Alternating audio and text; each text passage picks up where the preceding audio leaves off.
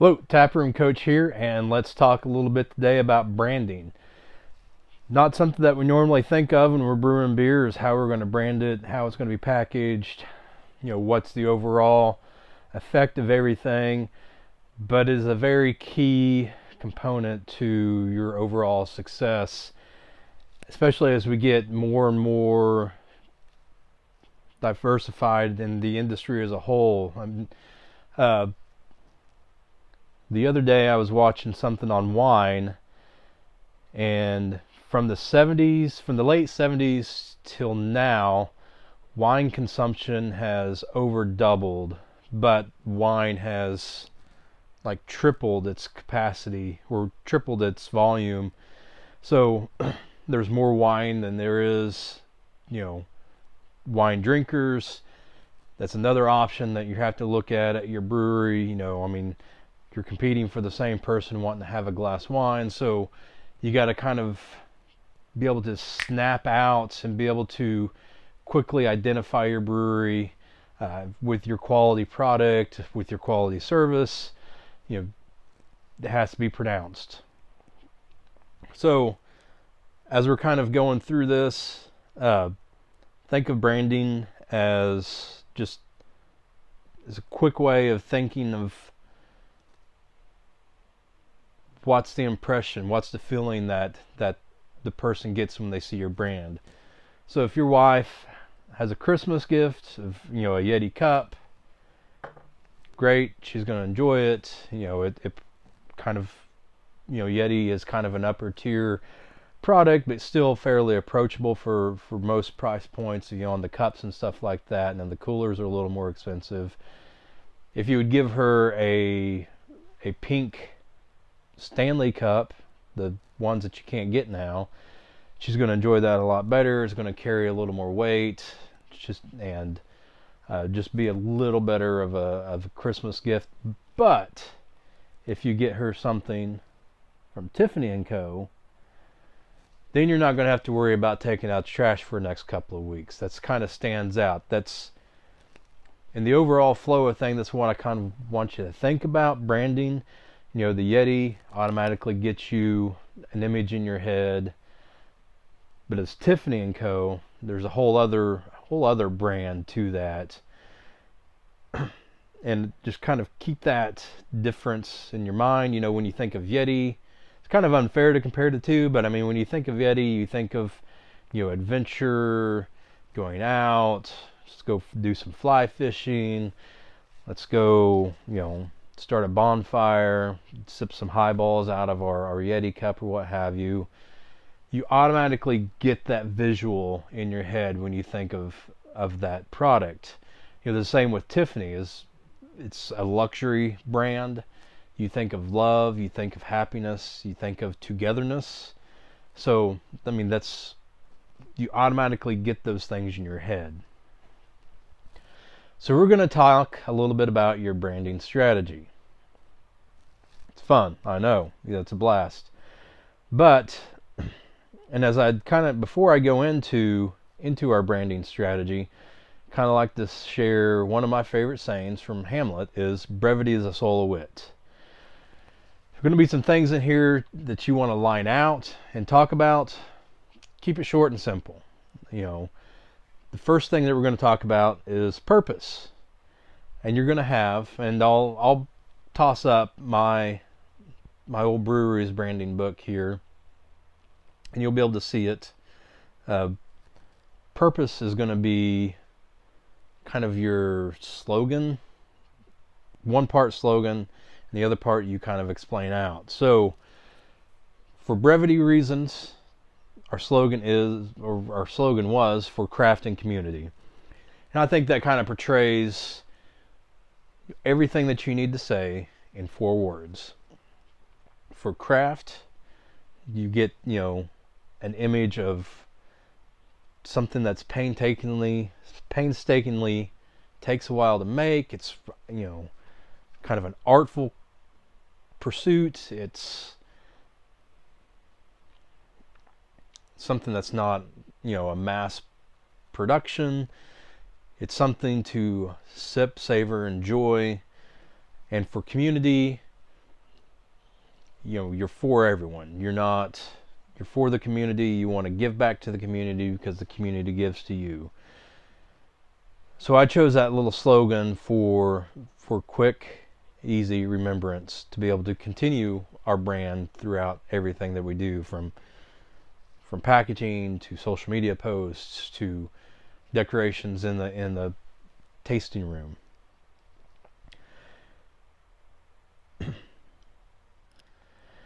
Values. So this is going to kind of give the voice of marketing, the voice of what people are going to do, when they're designing your logo, or if they're designing your next social media post. One of our values that you'll see as we post up on here is jolly. One of our values is quality. We want to think, when we brewed our beer, more so on the beer side, we wanted quality. Our beer, when you came into the tasting room, you had it. It was clean, easy drinking, well crafted. Everything was spot on of where we wanted to be. 99% of the time, we kept the flavor profile within 5%. So if you came in and got the brown ale a year ago versus now, it's going to be pretty damn close. Creativity was one thing that we pushed. We didn't want to be a stagnant brand of normalcy, for lack of better words off the top of my head. We wanted to be creative, and that kind of pursued in some of our different areas that we did. When we did the margarita flights, when we hosted whiskey tastings in the brewery itself. Me being a big spirits fan, I hosted tastings in there. We had a local friend of mine. He has a butchery shop, and he makes some salami and stuff. So we did a wine and charcuterie pairing. So we just did a lot of creative things to create that community that we wanted to. And the last value that we have for ours is community. We wanted to involve everyone that we could. That made sense. Community, we would involve everyone that we could. Sometimes it didn't work out. We never really had great luck at having a live band out. I think that's just kind of the sign of the times. A lot of music venues are shutting down now, so just reach out where it makes sense for your brand and to join in the community. The next is the core identity, and that's going to be your 3 logos: your primary logo, your wordmark logo, and your icon logo. And you can see what the difference is up on the screen, and that's just going to lay out what you should use. In your social media posts, you might want to use a icon or a primary or a wordmark. It just depends on what you're shooting for. I would never use all 3 in a post or all 3 on something, but it gives a little variety to be able to use the right application, or the right logo in the right application.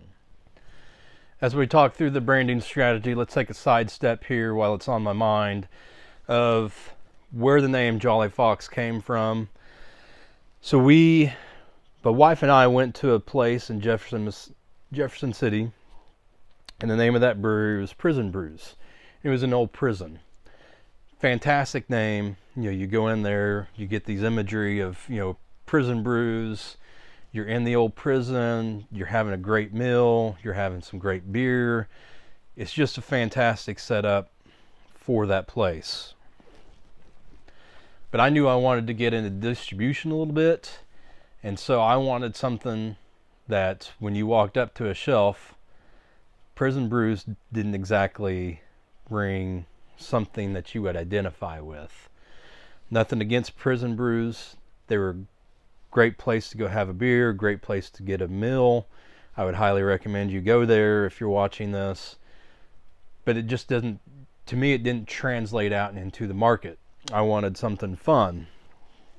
And I wanted something lively. So we had a fox living on our front porch at the time, and so we named it Jolly Fox. Something fun, something lively, something to play with there. And in the branding of it, I wanted some flow through everything. So when we had the logo, the primary logo made up, I wanted the foxtail to be in the logo. And so when we came up with our tap handle, Jolly Fox Brewery, we had a foxtail on the top. So it just easily flows. The foxtail is in the logo, the Jolly Fox logo. And so you see the foxtail, and so identify real quickly that that's a beer made by the Jolly Fox. I wanted that flow. You might not want that, but that's one aspect to think of as you're kind of devising your branding strategy. So next is a tagline. It's kind of the hashtag you use at the end of the Facebook post or Instagram post. That's kind of your unique statement for your brewery. Something quick, something easy. Get Jolly was ours. So, it just, hey, let's get jolly. Where do you want to go out to get a beer? Where do you want to go out to grab a bite? Let's get jolly. Just an easy flow, easy brandable, easy to remember statement that just kind of flows with everything else as a whole in our branding strategy. Another thing that you'll see on the screen here is your palette. You have some colors to choose from to make the branding flow pretty easy throughout everything. You've got your primary colors and then your secondary colors. And that just allows, a t-shirt manufacturer to easily work with your brand. They can see what colors they need to have, what's the purpose of your brewery, so they know how to come up with something real quick. Or maybe you're going through a brand refresh on your packaging. This is a great starting point for your brand refresh. And then finally is typography. I guess you want to carry the fonts that you use through everything. And it makes sense. I didn't really think about this at the time, but it makes sense. You didn't want some old English bullshit being put out for your brand when you've got this fun, lively, creative, modern style of brand going on. It just doesn't flow. So anyways, that's kind of the overview of branding strategy and what to kind of think about when you're opening up your brewery. There's a lot to think about, and I'm hoping these videos will help you get through the startup process and make it a little bit easier for you to understand how to get your business more successful. And if you have any questions, reach out to me, taproomcoach@gmail.com. And as always, use data and metrics to drive your volume and profit. Cheers.